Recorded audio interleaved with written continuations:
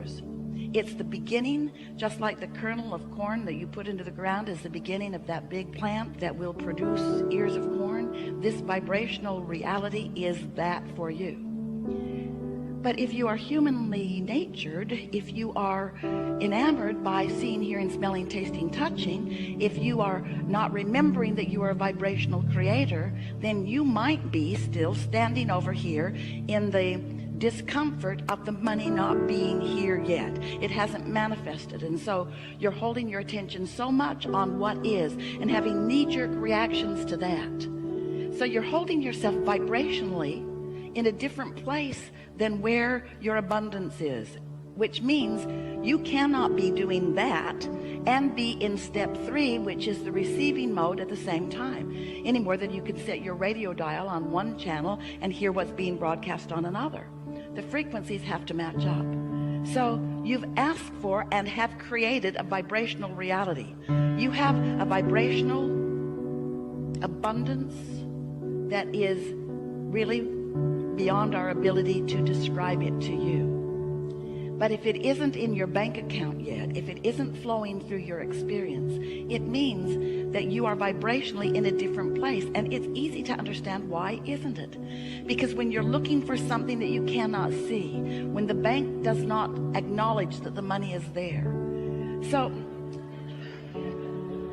you say to us, all right, Abraham, we'll play your silly game. We'll accept that there's something over there where Esther's arms are pointing. We'll even call it the vortex like you do. Just tell me, how do I get the money out of the vortex and into the bank? That's all I really want to know. And that's what we want you to know too. We want you to know that this vibrational reality that you have created is yours and yours alone. In other words, no one else is going to sweep in and take it away from you. But you've got to find a way of getting to the receiving mode of it.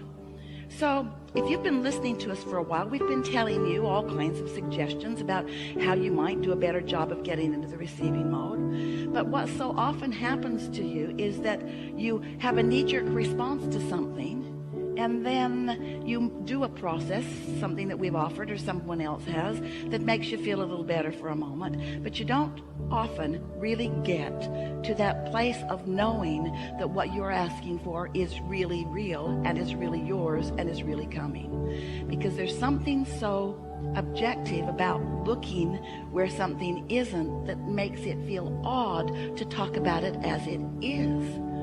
And you listen to us, we say, but it really is, it's vibrational, you can't see it yet. And you want to believe that, we want you to have faith that it's there. But mostly you say, I'll see it and then I'll believe it. And that's easy, isn't it? Only problem with that is you're seeing what others have believed, because they had to believe it before they could see it. And so if they believed it, then they saw it, then there it is for you to see. And then you say, whoa, whoa, whoa, whoa, whoa. We need to do something about this. There seems to be something going wrong, because whatever is happening, however it's getting created, I don't like it that much.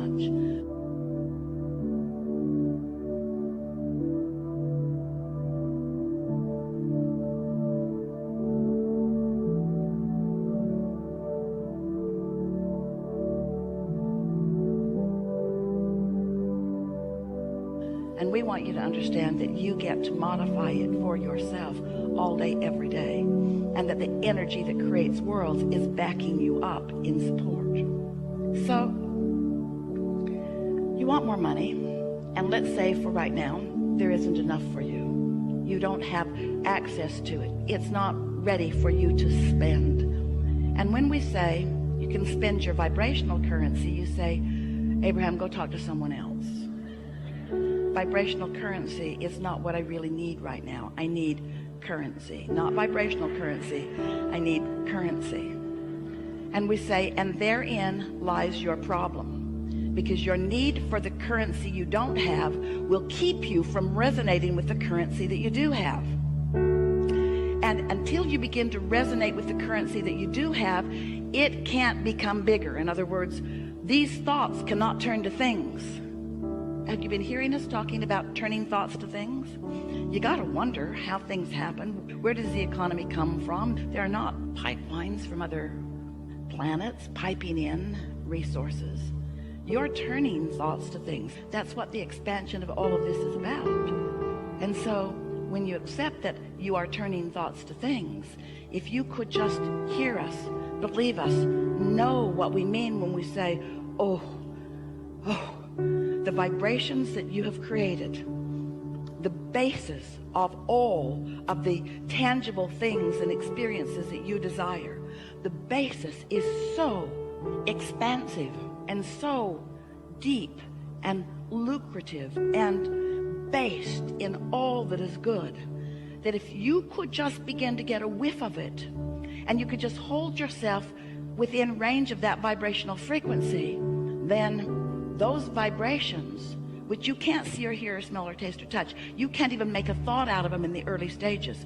Those vibrations, if you hold yourself, these are the words, not in opposition of them. In other words, when you stop doing that thing you do that holds you in opposition of them, when you let your cork float, when you let your mind be still, when you stop beating the drum of what is, you let what you really want to be what is get a little bit of momentum going. That's how the deliberate creative process works.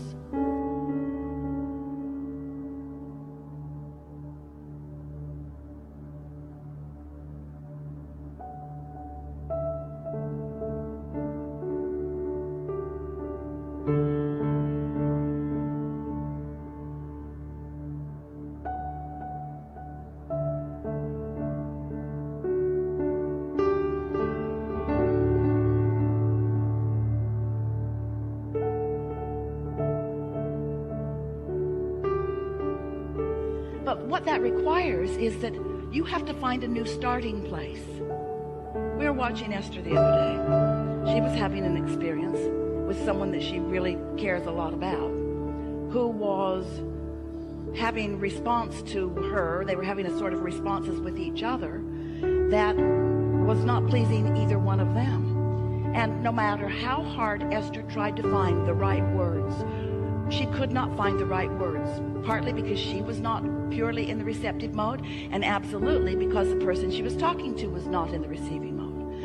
And so Esther found herself in one of those, you fell into, feudal situations where it doesn't matter what you say or what you do, it's just going to be what it is. You're just not going to have any movement on this at all.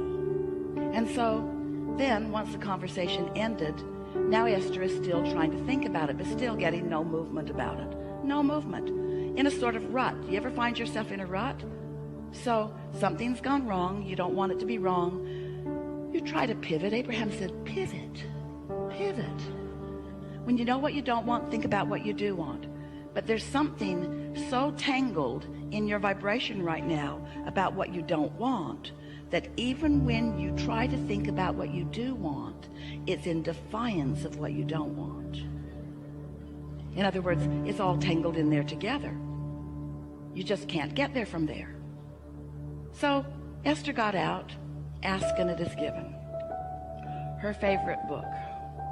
22 processes in the back of it. 22 processes of what to do when different things happen. So she did a little of this and a little of that and a little of that, a little this, a little this, and she got feeling a little better. But not good enough that that thought left her mind altogether. So all day long, she stayed in a sort of rut that she had created. This is what I've got, but this is what I want, and this is what I've got, but this is what I want, and this is what I don't want, and this is what I do want, and this is what I don't want, and this is what I do want, and this is where I am, and this is not where I want to be, and this is where I want to be, but this isn't where I am, and this is where I am, and I don't want to be here. I want to be over there, but I'm not over there. I'm over here, not over there. I'm over here, not over there. I'm over here, not over there. It was exhausting.